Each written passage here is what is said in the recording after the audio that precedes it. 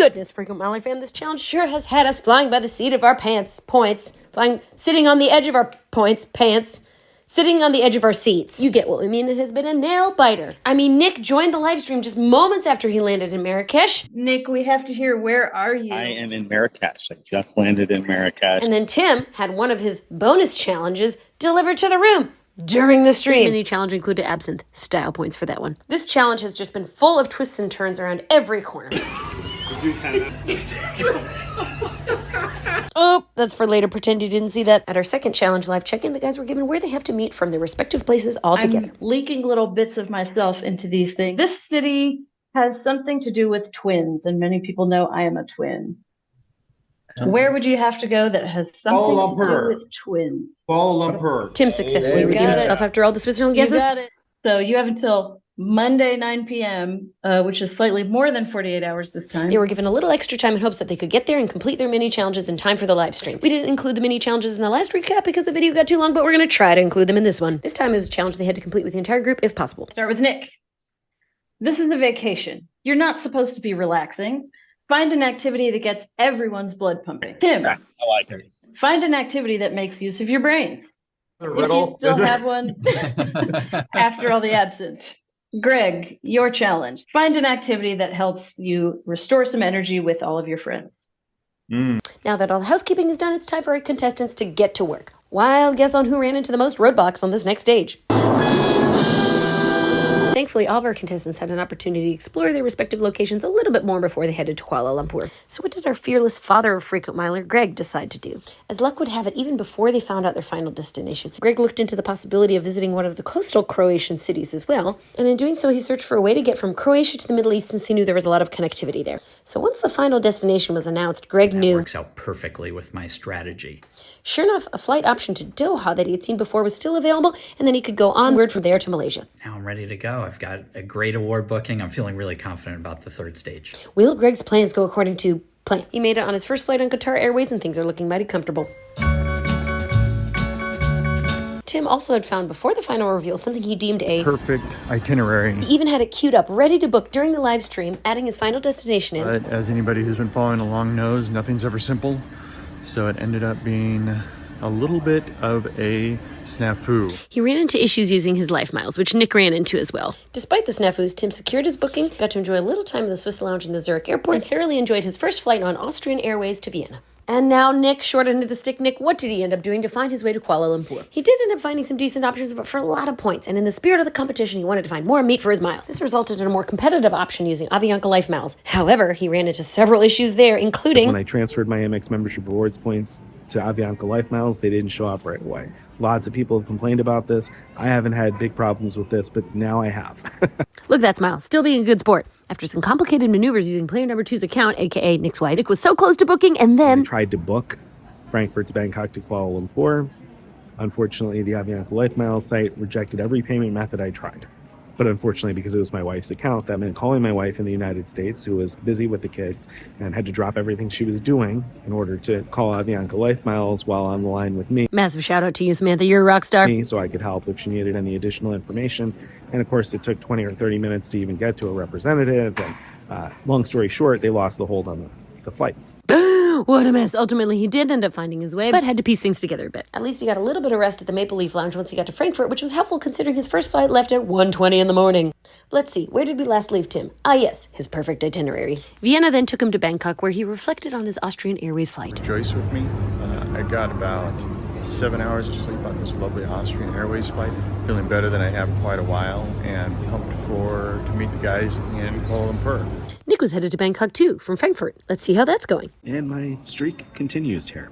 Oh no! They just announced that boarding is now delayed an hour on my flight to Bangkok. And I only have 2 hours and 40 minutes between the flight to Bangkok and the flight to Kuala Lumpur.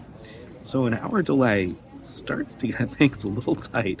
My goodness, can a guy just catch a break here? We don't think that you can, not on this trip anyway. Say, what's Greg up to? I had a terrific Qatar business class flight to Doha. Now I'm at the Hyatt Regency Doha, enjoying some treats that they brought to me, probably because of my globalist status, and the room only cost me 5,000 points for the night.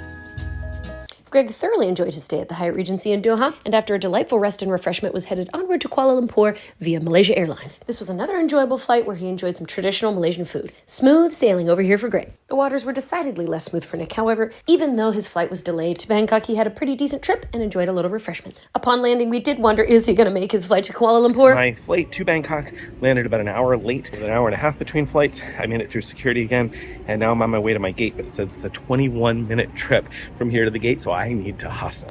Hustle he did, and we're proud to report he made it! We got a little bit of Hotel California going on in the background.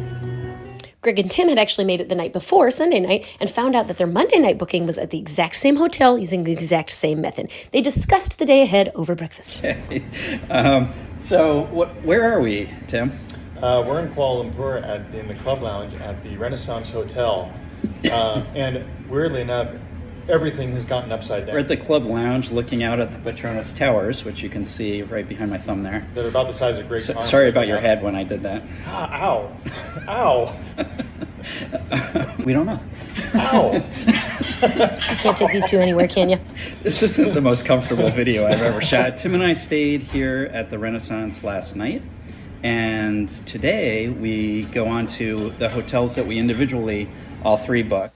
Finding their way to their hotel, Greg and Tim both checked into the Mandarin Oriental, but we wondered who had the better room. Both actually seemed somewhat similar to us, apart from the views. Tim enjoyed a stunning view of the Petronas Towers. However, Greg had a corner room and a quite picturesque view of the city. Both received decent points for this, but we couldn't quite decide which one was better. What do you think? Nick found his way to the Intercontinental Hotel. His room had a nice big tub, a giant bed, a Super King, and a not too bad view. Finally, our frequent milers are reunited on Monday afternoon, and they have just enough time to complete their mini challenges before the final live stream. First up, Nick. Find a way to get the whole group's blood pumping. He found a perfect activity for this, the famous Batu Caves. With 272 steps leading up to the temple at the top near the entrance of the caves, it was sure to achieve the goal. So you're saying your blood is pumping?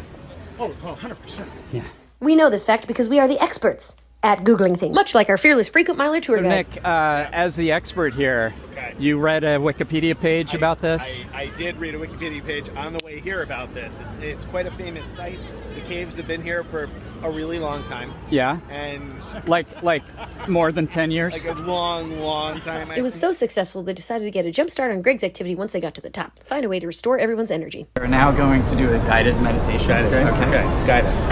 Yeah, so close your eyes. Okay. So imagine a world where the Life Miles website works every single time.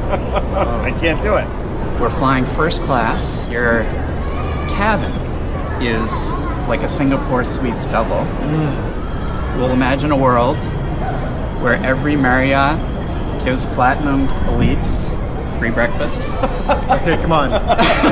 No. Too far, Greg, too far. Tim's activity had to make use of their brains. As another great way to dive into Malaysian culture, he found a durian tasting. Not only did they use their brains learning about durian, apparently durian is also good for the brain. Double hitter, Tim. Nice job on that one. As challenging as the gloves were. This is mentally challenging, getting the gloves on. They were there to protect their hands from durian's signature smell. However, one thing they noticed... When I was in Bangkok and tried durian, it was very, very smell. I like the taste of it, but it had this very, strong, extreme smell. This doesn't have that. Or my nose or my smell senses are all dead. We think Tim might be the biggest fan here. Doesn't that look delicious? So, is that a wrap on the mini challenges? Still have one more to go, and we're going to relax. That's right. Greg's still got one more mini challenge up his sleeve. What? Cute fish spa. Our more squeamish listeners might want to plug your ears on this one. This is a spa where cute little fish eat the dead skin off the bottom of your feet. Except these cute fish were not so little, and to be quite honest, not so cute. This activity, quite frankly, shocked and tickled our frequent milers, and this is about the longest you'll see Nick's feet in that water. Well, shout out to your core, Nick, for keeping you in that position for so long. No, I don't. Not really. No, you do. I did. Watch, see? That's There you go. Sorry, Nick, 0 points for that effort. Ugh, just check out these serene shots of our frequent milers' relaxation. It's really not pleasant at all. These guys have big mouths. But you look so happy, Tim. Don't worry, Greg had a master plan in mind all along. Part of this relaxation exercise, besides To torture me? besides torturing Nick, which I admit was was the main reason. Was to make everybody at home feel relaxed because they're not here. We're not so sure about that. Had it been Nick's activity, it sure got our and Nick's blood pumping. We all know that you don't like fish. No, I don't. Oh my gosh, that's I but like them even less now. Feeling 0% relaxed in a little bit, scarred for life. Our frequent milers are ready for their final check-in. Streaming from the seat of our points. And we're all refreshed from a great time at the spa yesterday. Are we, though? Nick, unfortunately, is a little I traumatized. didn't appreciate it all. What Greg didn't mention is that this particular fish spa actually uses barracuda for the fish. And what he didn't mention was for pure enjoyment, his pure enjoyment. We suspect Nick will relive that horror for years to come. But now that we know that everyone completed their challenges and they made it to the live stream, we want to know who won Frequent Milers 2024 Flying by the Seat of Our Points Challenge. After calculating the points for hotels and flights, things were looking pretty close. It's Greg with 32, Oh Nick gosh. with 22, now 10 below Greg, and Tim with 33. For Greg and Tim, that is. Sorry, Nick. It was so close, that meant that it came down to the mini challenges and bonus points. Let's take a quick moment to note, if you'd like more information on our 2024 challenge point breakdown or the miles, points, and rewards breakdown of how our challengers booked what they booked, feel free to visit frequentmiler.com/subscribe. All that told, we're not going to go into individual detail right now because this video has already gotten super long. We're just going to cut straight to the chase. Who won? Tim wins. The winner. Tim wins, 2024 one ahead of Flying by Greg. the Seat of Your Points challenge. Well, I won by the seat of my point. Congratulations, Tim. Wait a minute. He won by 1 point over Greg. Does that mean the fish did Greg in? All the other guys received 3 points for the mini challenges. What did Greg receive? So how many points did Greg get? Greg got 2 points for his experience. What? You got 2?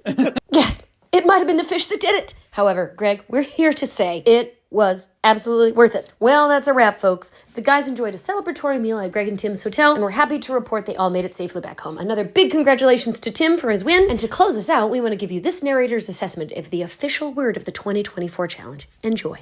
Snafu. Snafu. That was